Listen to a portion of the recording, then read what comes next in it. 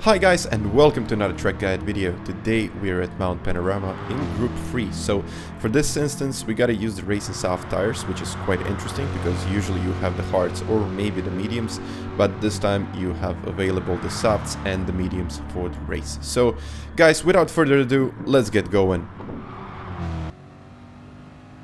And now, starting our lap, as usual, carry as much speed as you possibly can out of the last turn. And this is quite unusual reference what I'm using, but as soon as I pass this building on the left hand side, I start to brake.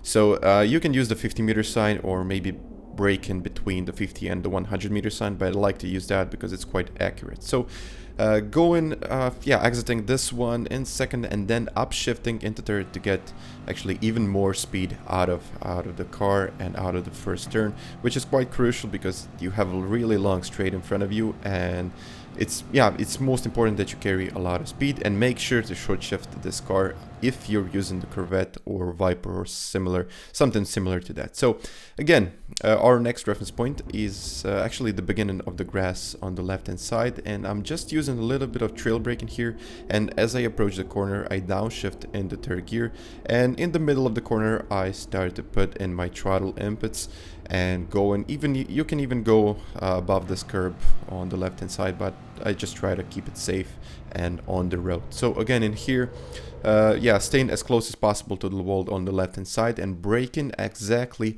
at this shadow, actually at the ending of this shadow, where the car will just tend to slide. So you can actually see me sliding for quite some time and actually fighting the car to stay on the right racing line, and I was actually sliding my way out of this one. So it's really hard to get right, but just gotta practice it and commit to this one. So again, just braking. Okay, it's not actually a braking, you can even put a little bit of braking here, but I would seriously suggest, if you're on a quick time lap, just a quick lift here. And yeah, as you can see it again in here, just a quick lift because you have the soft tires, you can go and you can do that without braking. So again, staying as close as possible to the wall on the left hand side, using the whole width of the track here, as you can see on the screen. And as you approach this Audi, I usually brake at the Audi sign, but you have the soft tires, so you can brake a little bit later than that, but make sure that you stay in the straight line. So brake in the straight line, even if the car just tends to slide a little bit, brake in the straight line. So this is crucial for this track. And even so, I moved my braking balance a little bit to the front so I can stabilize it a little bit better while going downhill into this section. So previously I had braking balance, I think, around 3. You can even use 3 or 4, but just set it to 1 or maybe 2. So again, starting to steer in when I see the sign on the left hand side, and okay, now you have this color change of the fence on the right hand side. So again, this is the point when you slowly start to apply the brakes. Even if the car is not in a straight line, you want to be just putting in just a fraction of braking until you straighten the car up, and soon as you kind of approach the corner, release the brakes and go for it.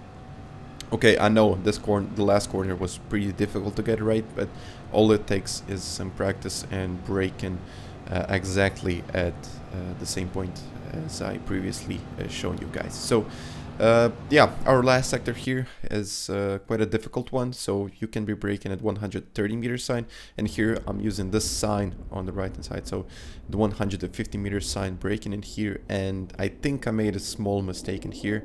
I just didn't clip the apex the way I wanted to, so you actually want to attack the curb on the left hand side so you can get even a better exit out of this one. So I think I lost maybe a tenth around here, maybe even more. So this actual lap time could be possibly even better. So again, another strange reference here is the tree on the right hand side. So when it goes out of sight, I like to brake.